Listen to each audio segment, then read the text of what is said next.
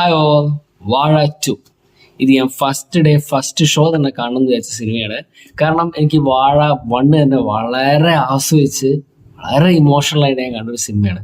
അപ്പോൾ same content തന്നെയാണ് ഞാൻ എക്സ്പെക്ട് ചെയ്തത്. പ്രത്യേകിച്ച് ഹാഷിർ ടീം ഉണ്ട് എന്നുള്ളത് എന്നെ ഭയങ്കര എക്സൈറ്റഡ് ആക്കിയിരുന്നു. ഇവരുടെ വീഡിയോസ് ഞാൻ അധികം ഇരുന്ന് ഇങ്ങനെ കാണുന്ന ആളല്ല, പക്ഷെ എന്നാൽ പോലും ഇപ്പോഴും ആ ഒരു ഗ്രോത്ത് എനിക്ക് വളരെ ഇഷ്ടപ്പെട്ട ഒരു സംഭവമാണ്. കാരണം ചെറിയ റീൽസ് തുടങ്ങിയിട്ട് ഇന്നൊരു ബിഗ് സ്ക്രീനിൽ ഹീറോസ് ആയിട്ട് അവർ വരിക എന്ന് പറഞ്ഞാൽ ഇറ്റ്സ് നോട്ട് സോ സിമ്പിൾ, ഭയങ്കര സംഭവം തന്നെയാണ്. അപ്പോൾ വളരെ എക്സൈറ്റഡ് ആണ് തിയേറ്ററിൽ പോയത്. നമുക്കറിയാം വാഴ എന്ന് പറയുന്ന സിനിമ എങ്ങനെയായിരിക്കും എന്നുള്ളത്.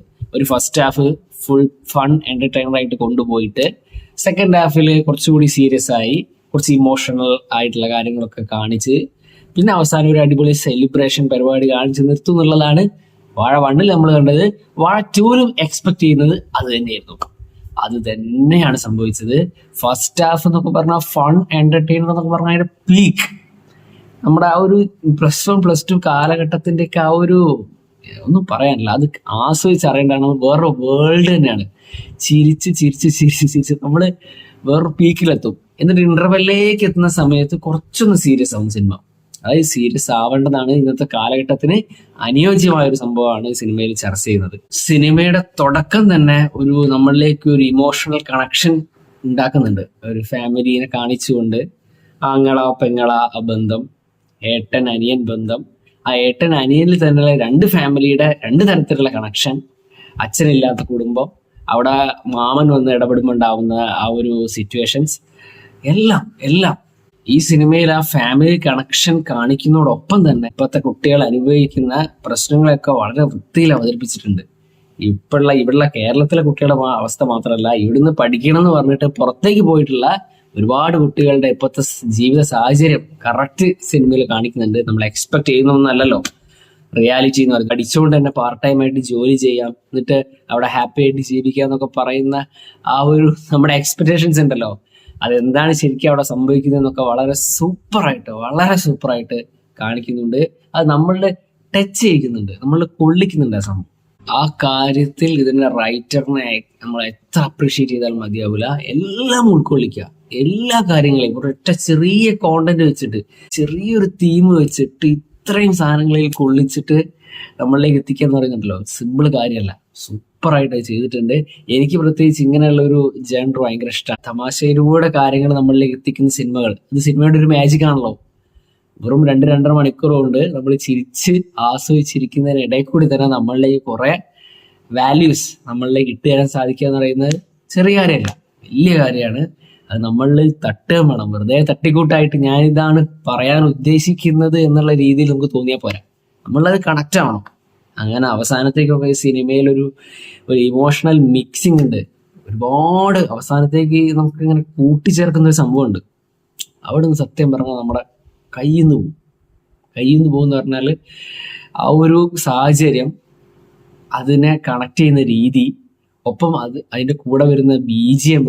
ആ സമയത്തൊരു ലൈൻ ഉണ്ട്, നമ്മൾക്ക് നാം തന്നെയല്ലേ കൂടെ പിറന്നവരല്ലേ എന്നുള്ള ആ ലൈനും കൂടി അങ്ങോട്ട് വരുമ്പോഴേക്ക് നമ്മുടെ കയ്യിൽ നിന്ന് പോകും. നിങ്ങൾ ഫാമിലിക്ക് ഇമ്പോർട്ടൻസ് കൊടുക്കുന്നതാണെങ്കിൽ, അല്ലെങ്കിൽ ആ ഒരു ബന്ധങ്ങൾക്ക് പ്രാധാന്യം കൊടുക്കുന്ന ഒരാളാണെങ്കിൽ നിങ്ങൾക്ക് ആ സീനിൽ കരയാതിരിക്കാൻ പറ്റില്ല.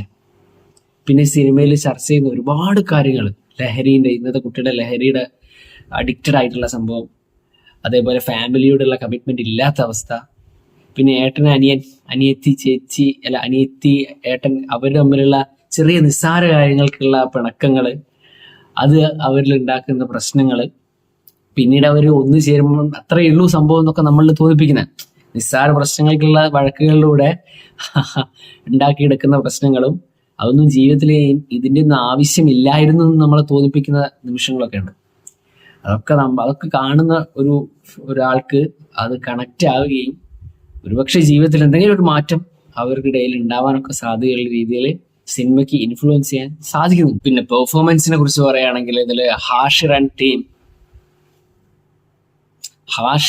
On the top notch. ഫസ്റ്റിൽ കണ്ട ഹാഷിറേ അല്ല, ഏതെടുത്താലും, ഇമോഷണൽ എടുത്താലും, കോമഡി എടുത്താലും, ടൈമിംഗ് എടുത്താലും, എന്തെടുത്താലും എല്ലാത്തിലും അങ്ങ് ടോപ്പ് നോച്ചിലാണ്. വേറെ ലെവലായിട്ട് ചെയ്തിട്ടുണ്ട്. എനിക്ക് ആകെ ചെറിയൊരു പാളിച്ച, അതൊക്കെ ഫസ്റ്റ് ടൈമിന്റെ പാളിച്ച, അതിന് പാളിച്ചെന്ന് പറയാൻ പറ്റില്ല, ഡബിങ്ങിന്റെ സമയത്ത് ചെറിയൊരു തോന്നി. അതൊന്നും ഒരു പോരായ്മയായിട്ട് എടുത്ത് പറയാനേ ഇല്ല. അത്രയും സൂപ്പറായിട്ട് ഹാഷിർ അതിന് ഈ കിട്ടിയ അവസരത്തെ നമ്മൾ ഉപയോഗിക്കാന്ന് അറിയില്ലേ, അത് സൂപ്പറായിട്ട് ചെയ്തിട്ടുണ്ട്. അതുപോലെ കൂടെയുള്ള വിനായകൊക്കെ ഇമോഷണലി സൂപ്പർ. ചില എവിടേക്കോ ചെറിയ പ്രശ്നങ്ങൾ ഉണ്ടെങ്കിലും ഇവരുടെ പ്രശ്നങ്ങളെ നമുക്ക് പ്രശ്നമായി കാണാനേ പറ്റില്ല. കാരണം ഫസ്റ്റ് ടൈമാണ് ബിഗ് സ്ക്രീനിലേക്ക് ഇവർ വരുന്നത്.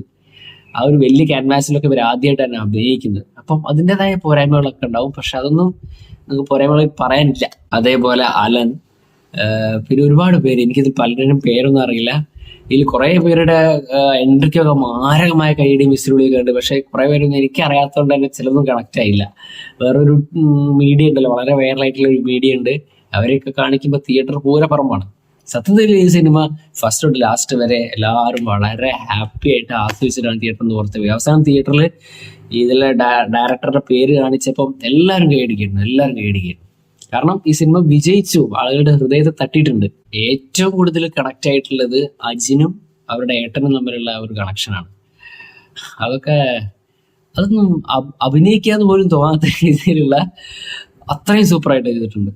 നിങ്ങളുടെ ഫ്രണ്ട്സിന്റെ ഒക്കെ അപ്പുറം പോയി കഴിഞ്ഞാൽ സെലിബ്രേറ്റ് ചെയ്തിട്ട് വളരെ ഹാപ്പി ആയിട്ട് തിയേറ്ററിൽ തിരിച്ചു പോരാം. എല്ലാം മറന്നിട്ട് നമ്മൾ തിരിച്ചു വരുന്ന ഒരു അവസ്ഥയല്ലേ, ആ ഒരു സംഭവമാണ് വാഴ 2. എഡിറ്ററും DOPയും ഫൈറ്റ് സീക്വൻസ് ഒക്കെ പക്ക ഒറിജിനാലിറ്റി.